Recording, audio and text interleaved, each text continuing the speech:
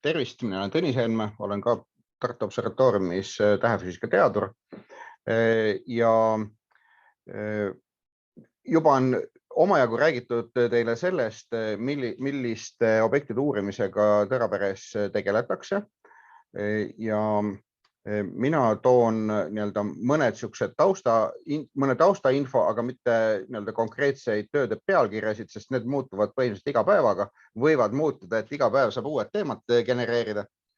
Et millist tüüpi uuringuid me siis teeme ja millele saaks nendes lõputöödes baseeruda juba.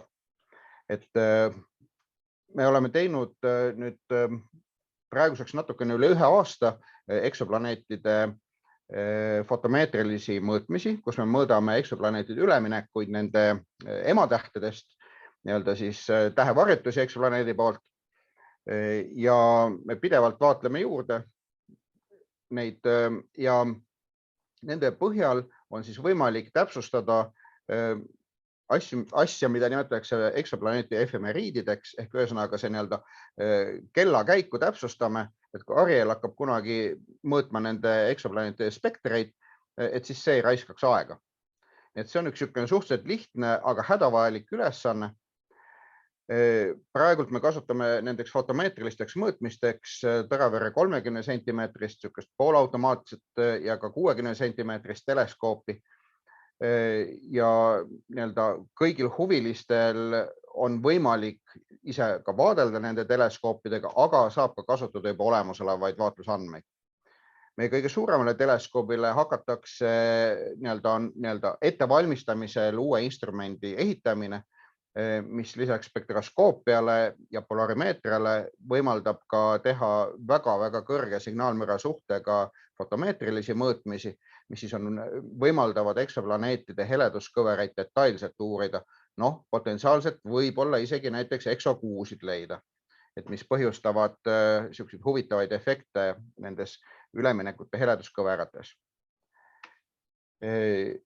Nüüd meil on hästi pikaajaline vaatlusprogramm Tõraveres olnud massiivsete tähtede spektroskoopia monitooring, spektroskoopiline monitooring ja nüüd umbes aastast 2013 oleme mõningatel üksikutel juhtudel ka varem juba, ütleme viimased 20 aastat, oleme teinud fotomeetrilist monitooringut. Ja me kasutame ära oma enamasti kõiki selgeid öid, mis on võimalik, et saada mingisugust arvestatavast hulgast evolutsioneerunud massiivsetest tähtedest üks heleduspunkt ja nende heleduspunktide aegread kõrvutatuna spektritega annavad väga palju lisainfot. Kui lihtsalt spektrile otsa vaata, on vahel suhteliselt raske öelda, et mis täpselt toimunud on. Et see on väga oluline täiendav info. Ja see on praegult ka otseselt selle rahvusvahelise projekti POEMS üks meie alamtegevusi. Siis meil on ka VLT nimeline teleskoop või see on selline võib-olla koodnimetus. See on siis Very Little Telescope, see on 6 sentimeetrise avaga teleskoop, aga sellega me saame mõõta väga heledaid tähti. Ja see on üks asi, mida tänapäeval nii suur üllatus, kui see ka ei ole, professionaalsed astronoomid väga tihti ei tee, sest need palja silmaga nähtavad tähed, millest on sama selle väga hea ja lihtne spektreid teha. Nad on liiga heledad, et nende heledust mõõta väga täpselt. Ja väga täpselt ma räägin, ütleme 0,5% täpsusega.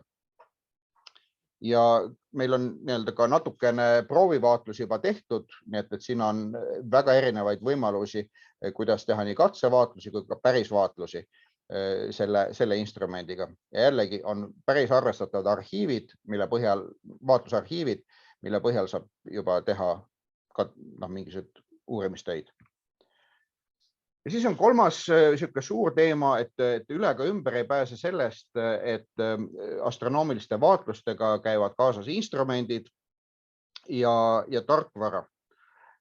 Ja meil on loomulikult ka väga erinevaid võimalusi, kuidas kas elektroonikat, mingitel juhtudel ka mehaanikat, aga võib-olla kõige rohkem erinevaid tarkvaraga seotud probleeme lahendada. mis on täiesti piisavad bakalaureuse ja magistritöö tasemele.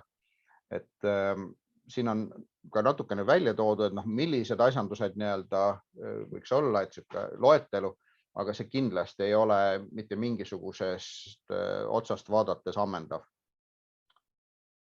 Ja seda võib-olla teile räägiti või näidati ka juba mõnel slaidil, et õpiväljundid on loomulikult, et õpite eksperimente tegema, planeerima eksperimente, sest astronoomiline vaatlus on kah eksperiment.